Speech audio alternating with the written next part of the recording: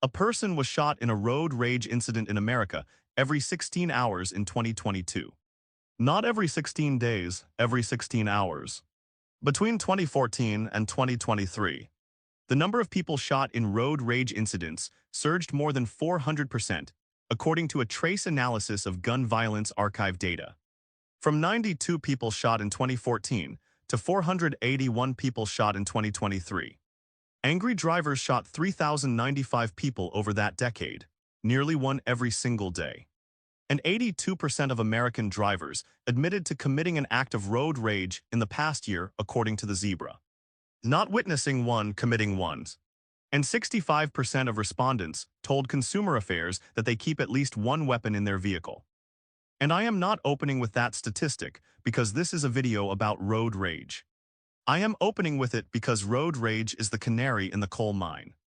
Road rage is the visible, measurable, documentable expression of what happens when an entire population has been pushed past the point of emotional regulation. You do not shoot at a stranger because they cut you off in traffic if you are okay. You do not scream at a grocery store cashier because your coupon expired if you are okay. You do not sob in your car in the parking lot of the pharmacy because the copay went up again if you are okay. America is not okay. And the data on how close Americans are to snapping is so extreme, so pervasive, so consistent across every institution that measures human behavior, that I need you to sit with this video for the next 20 minutes. Because what I am about to describe is not a policy problem. It is not a political problem, it is a human problem. And it is happening to you, or to someone sitting next to you, or to someone you love. Right now, today, while the people in charge argue about things that have nothing to do with the fact that the American population is emotionally, psychologically, and financially closer to a collective breaking point than at any time in modern history. Nearly 1 in 5 Americans now rates their own mental health as poor, and the federal agency that was supposed to help lost half its staff. NAMI, the National Alliance on Mental Illness, published a national poll that found nearly 1 in 5 Americans now rates their own mental health as poor, not fair. Not struggling, poor 1 in 5. That is approximately 52 million adults who looked at a survey and chose the worst available option to describe their own psychological condition. And the American Psychiatric Association's Healthy Minds poll, conducted by Morning Consult in December 2025, found that 59% of Americans feel anxious about their personal finances. 53% feel anxious about uncertainty about the next year. And 49% feel anxious about current events. Only 63% rated their mental health as excellent or good. 28% said fair, 8% said poor. Those are the numbers from before the Iran war began, before the ceasefire collapsed, before the March CPI spike, before consumer sentiment hit the lowest level in 75 years of measurement. The numbers today are worse, and the federal infrastructure that was supposed to respond to this crisis has been gutted. The Minds Journal reported that SAMHSA, the Substance Abuse and Mental Health Services Administration, the country's main federal mental health agency, lost almost half its staff in 2025 due to budget cuts and restructuring.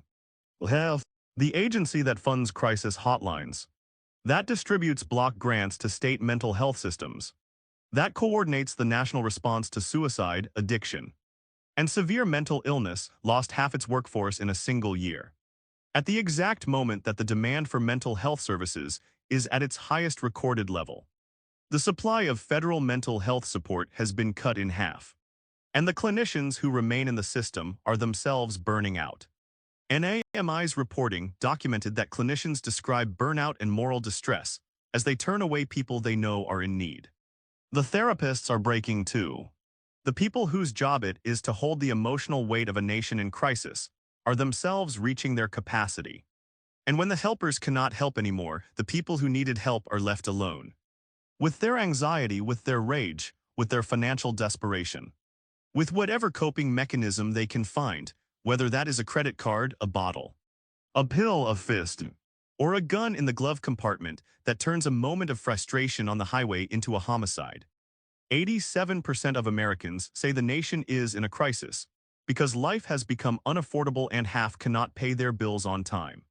A survey published by the Mesa Tribune in partnership with national polling data found that 87% of Americans said the nation is experiencing a crisis because of how unaffordable life has become.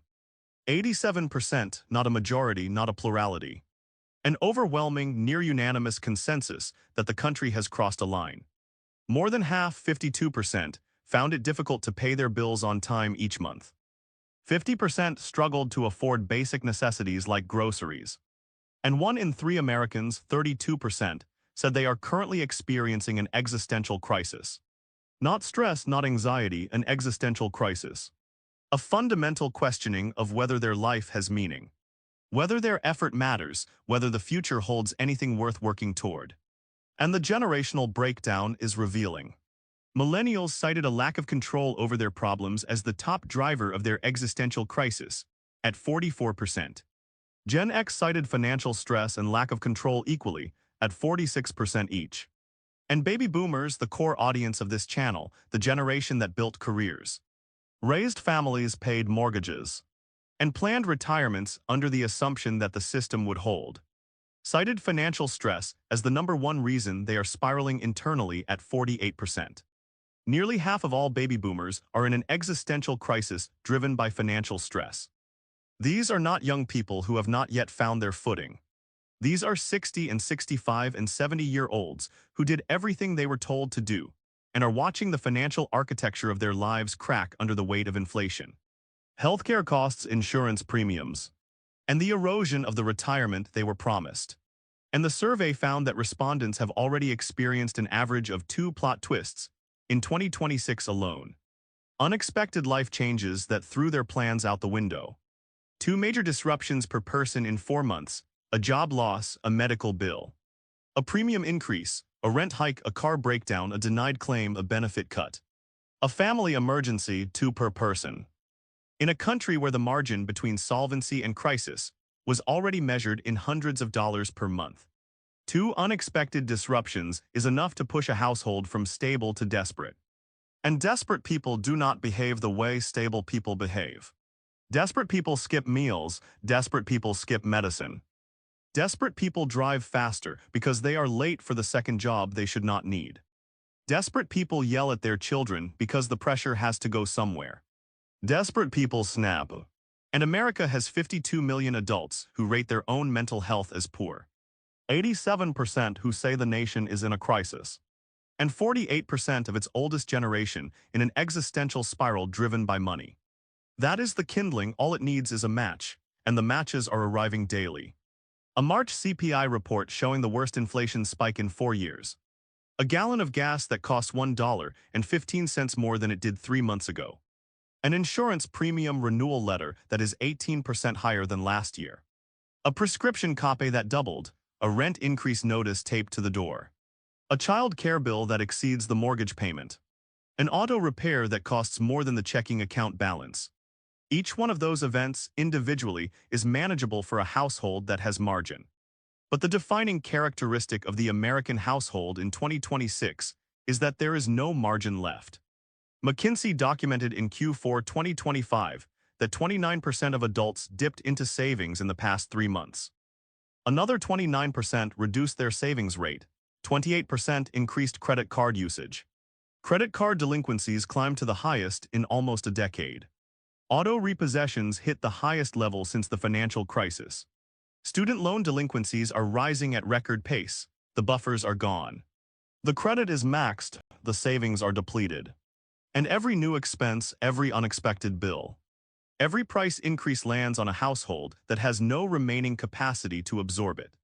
That is not a household that responds to stress with calm rationality. That is a household that responds to stress with whatever emotion is closest to the surface. And for 52 million Americans who rate their mental health as poor, the emotion closest to the surface is not calm. It is not patience, it is not grace. It is the raw, unfiltered reaction of a human being who has been squeezed until there is nothing left to squeeze. And that reaction expresses itself at the gas pump, in the grocery store checkout line, on the highway, in the emergency room, in the living room, and in the comment sections of videos exactly like this one. Workplace violence hits 2 million incidents a year, and retail workers and nurses are bearing the worst of American rage. OSHA reports that nearly 2 million U.S. workers experience workplace violence every single year. 2 million. That includes physical assaults, verbal threats, intimidation, and harassment that rises to the level of a safety hazard. And the workers who absorb the majority of that violence are not executives in corner offices. They are cashiers, nurses, bus drivers, social workers, teachers, and customer service representatives. The people at the bottom of the economic ladder who interact face-to-face with the American public every day are the people who absorb the rage that the American public no longer has the capacity to contain. Healthcare workers have been hit hardest. The Bureau of Labor Statistics documented that healthcare and social assistance workers experienced workplace violence at a rate 5 times higher than workers in other industries. Nurses in emergency departments report being punched, kicked, bitten, spit on, and threatened with death by patients and family members who are themselves in crisis and have nowhere to direct the terror and frustration except at the person standing in front of them. Retail workers face a parallel escalation. The National Retail Federation documented that incidents of violence, threats, and aggression against retail employees have increased dramatically since the pandemic. Shoplifting-related confrontations have become physical. Customers enraged by prices, by policies, by wait times, by the sheer accumulated frustration of a life that costs too much and delivers too little, are taking it out on the 22-year-old earning $15 an hour who had nothing to do with any of it. And mental health professionals have given this phenomenon a clinical name. They call it a silent epidemic of dysregulation. The American Psychological Association's November 2025 Stress in America report documented that economic uncertainty, societal division, and mental health struggles have combined to create a pressure cooker of unresolved tension. That pressure cooker does not explode all at once, it leaks. A road rage shooting here, a workplace assault there. A domestic violence call at 2 a.m. A child in foster care because a parent broke under the weight of a life they could not sustain. The individual incidents look random, the pattern is not random. The pattern is a population under more sustained financial, emotional, and psychological pressure than any American generation has experienced in peacetime. And the pressure is not decreasing, it is compounding monthly. With every price increase, with every denied claim, with every election that changes nothing, with every promise that turns out to be a press conference. And the compounding has a demographic pattern that is particularly alarming. The workers who absorb the most violence are disproportionately women, disproportionately people of color, and disproportionately in their 20s and 30s. The demographic that is simultaneously least able to afford therapy, least likely to have employer-provided mental health benefits, and most likely to be in the financial precarity that generates the stress that leads to the violence in the first place. The system creates the conditions that produce the violence and then places the most vulnerable workers in the path of that violence while paying them the least and ensuring them the worst. And when those workers burn out, quit, or are injured, the system does not replace them. It simply operates with fewer workers, longer wait times, and more frustrated customers, which generates more confrontations, which generates more violence, which causes more workers to leave. The spiral feeds itself. And the healthcare system is the most acute example. Emergency departments across the country are understaffed because nurses are. The presence of a firearm transforms a moment of frustration that would have resolved in 10 seconds into a lethal encounter that ends a life and destroys 2 families. And there are now more firearms in American civilian hands than at any more guns than people. And the states that weakened their permitting systems saw more than triple the rate of road rage shooting victimizations compared to states with the most protective standards. According to Everytown Research Analysis, states that made it easier to carry a gun without a permit did not become safer. They became more lethal. And the financial stress that is driving the mental health crisis, the existential crisis, the workplace violence, the road rage, the domestic violence, is also driving gun purchases. When people feel unsafe, they buy guns. When people feel desperate, they buy guns. When people feel that the institutions that were supposed to protect them have failed, they buy guns because the gun represents the last form of agency in a world where every other form of control has been stripped away. The paycheck does not stretch far enough, the insurance does not cover enough. The government does not respond, the employer does not care. But the gun responds to the trigger. And for a person in crisis, that sense of control, however destructive, however illusory, fills a vacuum that nothing else in their life currently fills. That is not a political statement. That is a psychological observation about what happens to human beings when they are pushed past the point where institutional trust, financial security, and emotional regulation can sustain them. And 52 million Americans just told NAMI that their mental health is poor. And 87% said the nation is in crisis, and 65% keep a weapon in their vehicle. Those three numbers together in the same country at the same time describe a society that is one bad month, one bad headline, one bad interaction at the gas pump away from something that nobody wants to name out loud. Consumer sentiment already hit the lowest point ever measured, and then the war started and then the ceasefire collapsed. You need to understand the timeline of psychological damage that has been inflicted on the American public in the past 12 weeks, because the speed of deterioration is itself part of the crisis. In late February, consumer sentiment was already declining from the combined weight of tariff uncertainty, persistent inflation, and a slowing labor market. Then on February 28th, the United States and Israel launched airstrikes against Iran. The supreme leader was killed. Iran retaliated by closing the Strait of Hormuz. Oil went from $70 to $120. Gas went from $3 to $4.15. The March CPI came in at 0.9%, the worst monthly spike in 4 years. And consumer sentiment, which was already low, collapsed to 47.6 on the University of Michigan Index, the lowest reading in the entire 75-year history of the survey. Lower than during the Great Recession, lower than during the pandemic, lower than after September 11th. And the survey director noted that the deterioration was across age, income, and political party affiliation. There was no demographic that felt good, nobody felt safe. And then on April 8th, the ceasefire was announced, and for approximately 24 hours, the country exhaled. Markets rallied, oil dropped, the headlines said it was over. And then by April 9th, the strait was still blocked. By April 12th, the talks failed. By April 13th, a naval blockade was declared, and the exhale became an inhale that has not been released. That is the psychological mechanism you need to understand. The ceasefire was not just a diplomatic event, it was an emotional event. People allowed themselves to hope for one day, and then the hope was revoked. And revoked hope is psychologically worse than sustained despair, because the person who never hoped has acclimated to the darkness. The person who hoped and was disappointed has been freshly wounded. And 330 million Americans were freshly wounded in the second week of April. And they went back to their $4.15 gasoline, and their 3.3% inflation, and their $2.600 health insurance premiums, and their $1.100 grocery bills, and their record-low confidence in the future, with one additional injury on top of all the others. The injury of having been told it was going to be okay when it was not going to be okay. That specific injury, the injury of broken trust, is the one that tips people from frustration into rage. Because frustration is what you feel when the system is failing. Rage is what you feel when the system is lying about failing. And the open-ended comments in the Michigan survey showed that many consumers specifically blamed the Iran conflict for unfavorable changes to the economy.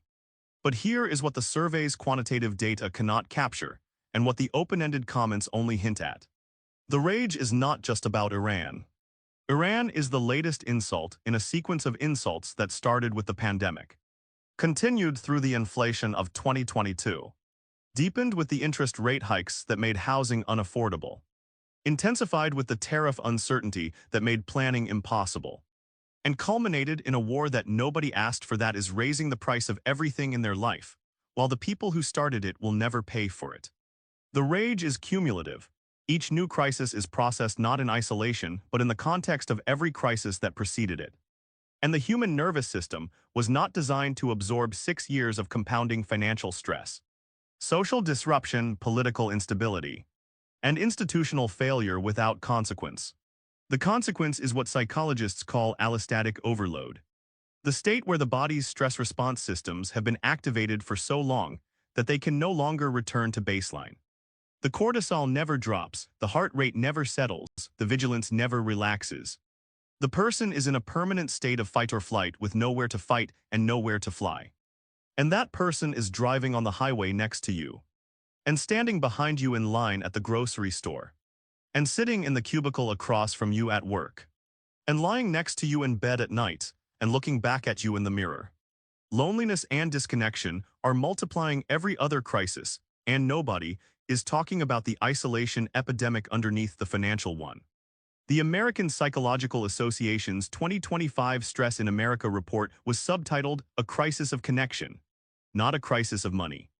Not a crisis of policy, a crisis of connection. The report documented that the Americans who are most vulnerable to the compounding pressures of financial stress, political uncertainty, and health anxiety are the Americans who are most disconnected from other people. Loneliness is not a side effect of the crisis, it is a multiplier. A person who loses their job and has a strong social network absorbs the shock differently than a person who loses their job and has no one to call. A person who receives a devastating medical bill and has a family that rallies around them processes the blow differently than a person who receives the same bill in an empty apartment. And America is in the middle of a loneliness epidemic that the Surgeon General formally declared a public health crisis. Social isolation increases the risk of premature death by 26%. It increases the risk of heart disease by 29%. It increases the risk of stroke by 32%. And it increases the risk of developing dementia among older adults by 50%. And the financial pressures that are pushing Americans toward the breaking point are also the pressures that destroy the social connections that would otherwise prevent the break. When you work 2 jobs, you do not have time for friendships. When you cannot afford to go out, you stop seeing people. When you move for cheaper rent, you leave your community behind. When you are ashamed of your financial situation, you withdraw from the people who would help you if you let them. The financial crisis creates the isolation. The isolation amplifies the financial crisis. And the amplified crisis deepens the isolation further. It is a spiral. And 26% of American adults are not sure they will achieve their dreams or goals, according to the APA. More than 4 in 5, 85%, cited obstacles standing in their way. The obstacles are financial, the obstacles are medical, the obstacles are structural. And the response to those obstacles for a growing number of Americans is not resilience. It is withdrawal, it is numbness, it is rage. It is a man in a pickup truck reaching into his glove compartment because someone honked at him at a roundabout. It is a woman screaming at a pharmacist because her insulin copay went up $40. It is a 62-year-old sitting in a dark living room at 3 a.m. staring at a bank balance that is $200 lower than it needs to be to cover the month. And none of them will show up in an economic report. None of them will show up in a GDP number. None of them will be discussed at a Federal Reserve meeting or a congressional hearing. Because the indicators that measure human breaking points are not the indicators that the people in charge are watching. They are watching inflation, they are watching employment. They are watching the stock market, they are not watching the man in the parking lot. They are not watching the woman in the pharmacy, they are not watching the 62-year-old in the dark. And until they do, the distance between where America is and where America snaps will keep shrinking. Day by day, receipt by receipt, denied claim by denied claim. Until one morning the distance is zero and nobody in a position of authority can say they were not warned. Because they were warned by the road rage data, by the workplace violence data, by the mental health data, by the consumer sentiment data, by the loneliness data, by the financial stress data, by the 87% of Americans who looked at a survey and said this country is in a crisis. They were warned by all of it, and if they are not listening, you should be. Because the person who is about to snap might be in the car next to you on the highway. Or it might be the person looking back at you in the mirror. And neither of those people deserves what this economy is doing to them. Share this video with someone who needs to hear that they are not alone. That what they are feeling is not weakness, that the pressure they are under is real. Documented and shared by tens of millions of other Americans who are holding on by the same fraying thread. Nobody should break in silence, not in the richest country in the history of the world. Not in 2026, not in 2026, not like this, not ever.